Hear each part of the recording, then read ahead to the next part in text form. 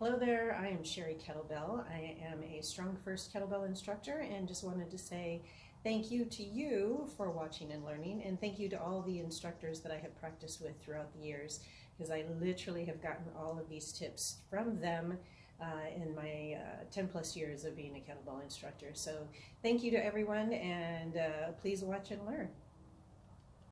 One of the first things that I like to teach when I'm teaching a kettlebell swing is the cadence.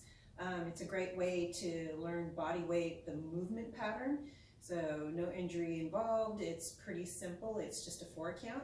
We start off at the top of the swing, and then we do a little 4 count. So there's 1, reach between the legs, 2, pop the hips, 3, and the bell floats up, 4. So it's 1, 2, 3, 4, 1, 2, 3, 4, 1, 2, 3, 4. Let's speed it up.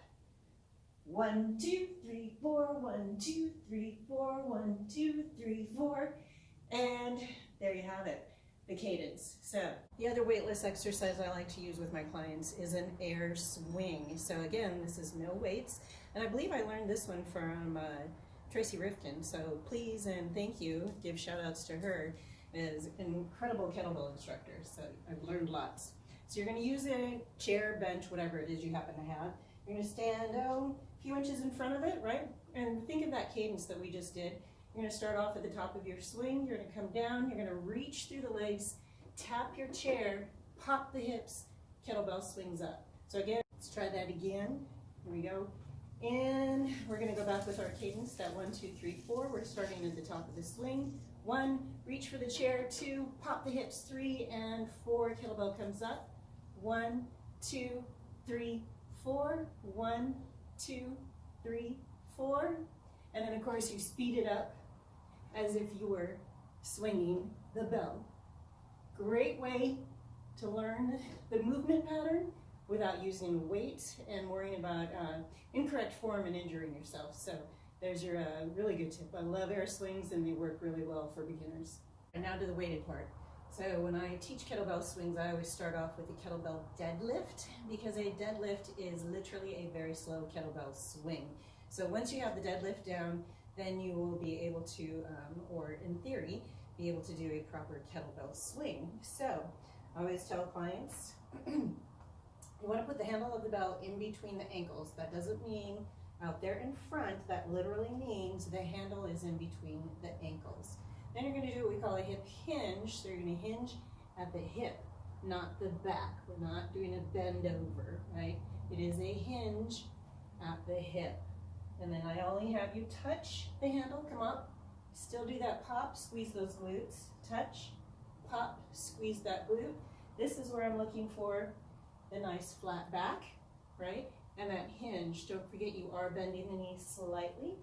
Popping, locking everything out, you have yourself braced, right? We're creating the shield, and then we can add the weight once we have that. All right, now we're gonna go to what we call a hike, pass, and park it. So remember on the deadlifts, kettlebell handle is in between the ankles. When we get ready to swing, you're gonna take that big step behind. You wanna make sure that you have room for the momentum to yank back the kettlebell. Remember, your kettlebell always starts and stops from the ground, not in the air. Start and stop from the ground. Got that? So we're going to start with our hike, pass, and park it. So if you watch American football, you're the center and you're hike passing it back to your quarterback. What we're going to do is hike it back and then park it back to its original spot. This is what it looks like. You're going to grab that ball. You're going to get your setup going. All the weight is in my heels. I'm shifted my hips way back. My bottom is lower than my shoulders. I'm leaning against it, so I'm holding that bell in place and it's tipped back in that ready position. So we're going to engage our lats. Take a big breath in, yank it back, park it, park it, park it. Notice how we do that. Now remember, did you see, body didn't move, just the arms. Hike, pass, park it, return, okay? Just completed our hike, pass, and park it. We are now going to go to what we call a pendulum swing. So you're going to do that yank back and let it float forward. Same setup, right? We're sitting back on our heels, butt slower than shoulders. I'm leaning back. I have my bell in that ready to back position. It's holding me in place. Engage those lats and let it float. Let it float. Notice I am yanking it back all the way to my butt. You want that big yank back, right?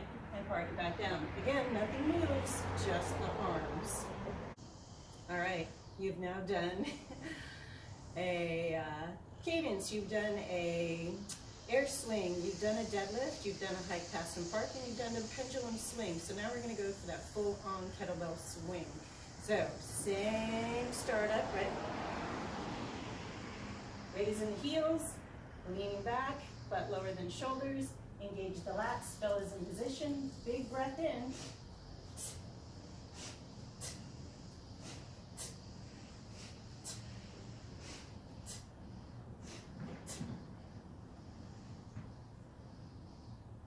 Ta-da, your kettlebell swing. Yank it back, stand up tall. Remember, you are, think pelvic tilt, creating a shield with the body. Quads are super tight, glutes are super tight, abs are super tight at the very top of your swing. There you have it, all the different ways I teach a kettlebell swing. Thank you for watching, appreciate it. If you need further information or instruction, please don't hesitate to reach out. You can reach me on Facebook, Instagram, Sherry Kettlebell, or by email, sherrykettlebell@gmail.com. Thank you again for watching, and good luck.